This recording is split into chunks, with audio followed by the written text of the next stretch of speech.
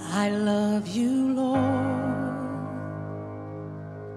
for your mercy never fails. Justamente, pastor, e para aqueles que em algum momento fraquejaram na fé ou estão cansados por alguma consequência comum da vida e atualmente estão se encontrando em um estado de serviço por obrigação. Como vencer esse estado de servir por obrigação? Como vencer? Como voltar àquele primeiro amor, aquele desejo apaixonado de servir a Deus com toda a alma, com toda a entrega, com toda a mente focada no quesito servir a Cristo inteiramente? Olha, eu penso que o grande segredo está na nossa comunhão com Deus. Há uma expressão bíblica muito interessante, usada por Paulo e, de algum modo, também pelo Senhor Jesus. Paulo ele usa a expressão assim: se alguém está em Cristo, nova criatura é, as coisas velhas se passaram, eis que tudo se fez novo. Agora, portanto, nenhuma condenação há para os que estão em Cristo Jesus, que não andam segundo a carne, mas andam segundo o Espírito.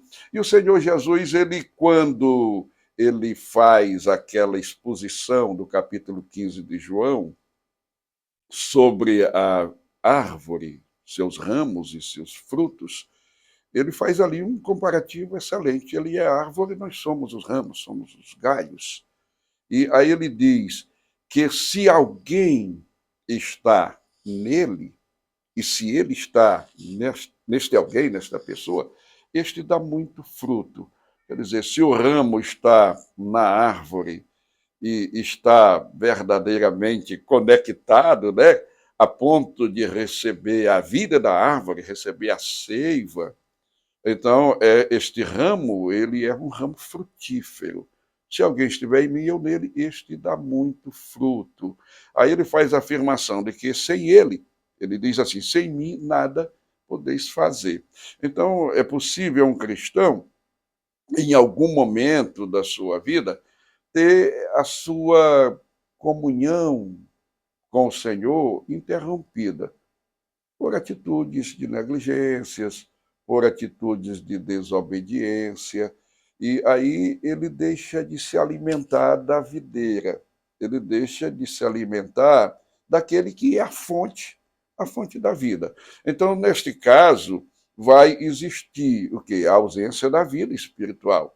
Então, na ausência da vida espiritual, vai faltar o prazer, vai faltar a alegria, vai faltar as motivações. Então, o que fazer? É buscar exatamente se reconectar, tá certo? E isso é plenamente possível. Deus é misericordioso, o Senhor é compassivo. A Bíblia está cheia de exemplos de pessoas que estiveram afastadas e puderam retornar à comunhão com o Senhor.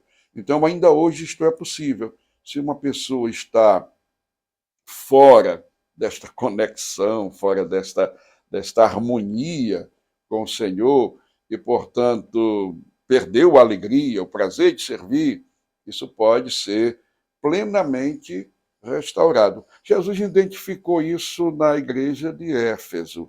Inclusive, o Senhor faz a denúncia e também faz a exortação e ensina como aquela igreja pode ter a sua devida restauração, mediante o arrependimento, mediante o retorno à disposição de fazer as mesmas obras que fazia no princípio. E também na igreja de Sardes, o Senhor Jesus ele viu uma situação ainda mais grave.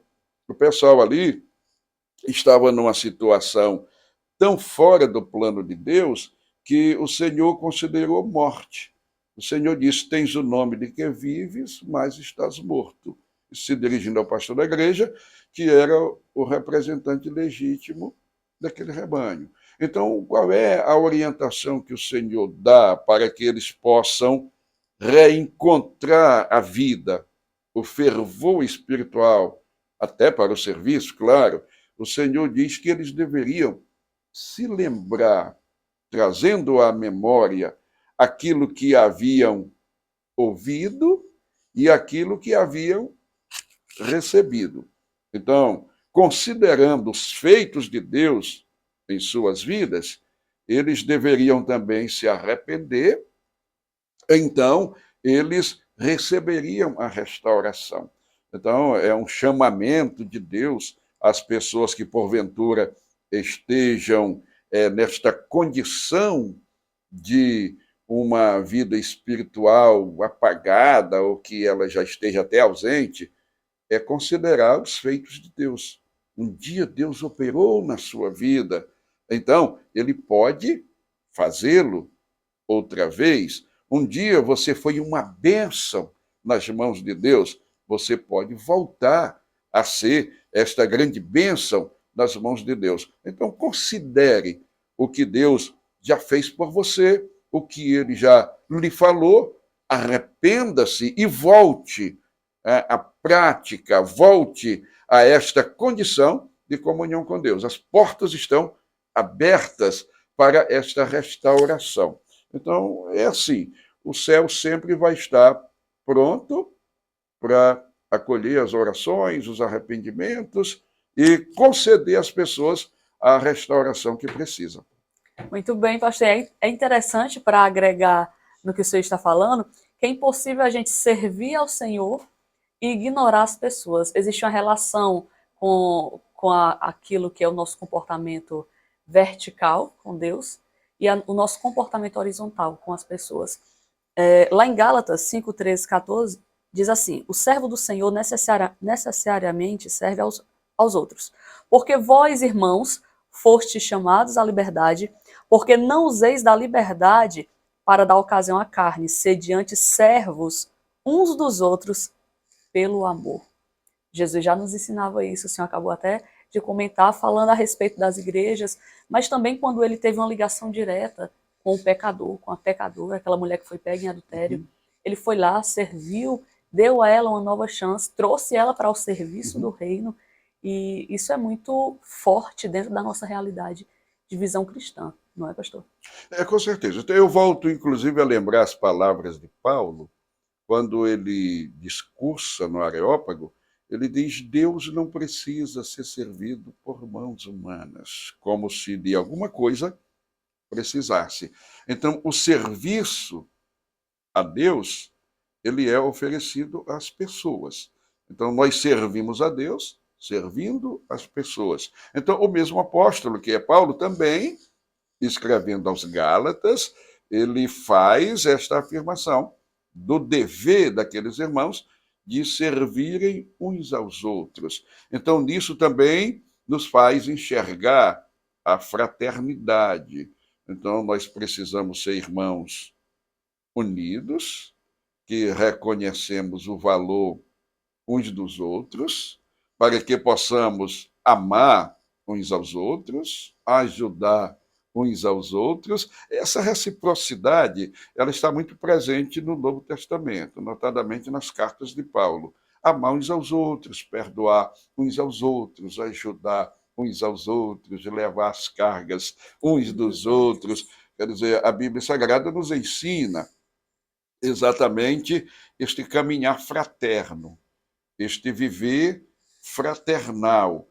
E nisso há um objetivo de alcançar a unidade. Eu sempre penso que na ausência da fraternidade não se constrói unidade. É preciso que sejamos fraternos, que amemos fraternalmente uns aos outros, ajudemos, perdoemos se necessário for, porque esse é o caminho que nos conduz à unidade, tão ensinada, tão exigida por Deus. Agora, é assim, Railana, ninguém vai poder viver esses valores da vida cristã se não houver verdadeiramente nascido de novo. Aqui é onde está o grande problema para muita gente. É que se a pessoa não nasceu de novo, se a pessoa não recebeu de Deus a regeneração, é impossível trilhar este caminho que Deus estabeleceu. Ele é um caminho de exclusividade dos filhos de Deus. E só é filho de Deus quem nasceu de novo. Então, no grande contingente evangélico, existe muita gente que não nasceu de novo. E aí se torna impossível trilhar o caminho como Deus estabeleceu. É uma das razões porque muita gente não consegue. Tenta, mas não consegue efetivamente trilhar o caminho de Deus. E há uma coisa muito grave nisso, é que tais pessoas pensam que alcançaram a verdadeira experiência com Deus e não alcançaram. É uma falsa experiência e por isso são incapazes de cumprir verdadeiramente a vontade de Deus. Devo lembrar que o Espírito Santo, ele opera em nós, 3 obras distintas, e a primeira delas é a conversão. Então ele nos converte. Segundo, ele nos reveste e ele também nos santifica. Quer dizer, eu não estou colocando aqui que tenha que acontecer nesta ordem o revestimento e a santificação. Agora, a conversão, de fato, ela é fundamental, é básica, é o que acontece em primeiro lugar. Se ela não acontecer, as demais obras do Espírito Santo não se efetivam em nossas vidas. Realmente eu acredito que essa seja a ordem certa, pastor. Claro que a gente não pode colocar uma imposição, como você acabou de dizer, mas é necessário haver a conversão. É fundamental, é básico. Fundamental, é o princípio de É o tudo. princípio. Pois sem a conversão não tem como a pessoa se tornar uma nova criatura e passar a servir com integridade, com a verdadeira visão de reino, amplamente dentro da mesma visão do Cristo que nós servimos. Então é necessário haver essa conversão. Também é necessário haver esse revestimento para que a pessoa esteja apta e com forças para servir, porque o trabalho do serviço, ele requer entrega. E se você não está revestido, como é que você vai ter alguma coisa para entregar? Não é verdade, pastor? Certeza. Então ela é muito oportuna para esse momento.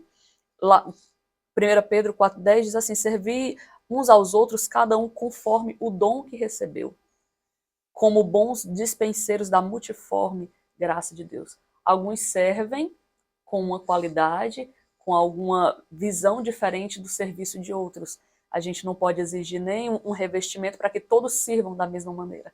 Cada qual serve dentro daquilo que Deus lhe proporcionou uma visão de serviço. Não é isso, pastor? Eu penso que o apóstolo Pedro, ele quando transmite esta mensagem, ele tem em mente aquela mesma visão do apóstolo Paulo. É que o dom, ou os dons do Espírito Santo, eles são concedidos à igreja com a finalidade da edificação do corpo de Cristo. Então, um dom espiritual, ou mesmo ministerial, ou até de serviço, ele não é uma condecoração para quem o recebeu. Não é para lhe dar notoriedade, não é para lhe dar, digamos assim, fama, ou tornar essa pessoa uma pessoa que tenha reconhecidamente um grau de importância maior diante das demais. Não são estas as finalidades. A finalidade do dom ou dos dons espirituais, ministeriais e até de serviço que o Senhor nos concedeu bondosamente tem a finalidade de edificar a igreja, edificar o corpo de Cristo, portanto, de ajudar uns aos outros. E por isso o apóstolo Pedro diz que cada um deve se utilizar do dom recebido do Senhor para ajudar aos outros, como bom ou bons dispenseiros da multiforme graça de Deus. Então, o Senhor nos concedeu a capacidade, a habilidade, a unção, a autoridade.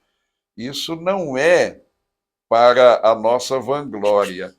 Isso tem a finalidade de edificar o corpo, o corpo de Cristo, a igreja, de ajudar uns aos outros. Concluo esse pensamento, lembrando que Paulo, falando dos dons espirituais, ele diz assim: mas o mover do Espírito é dado a cada um para uma finalidade útil.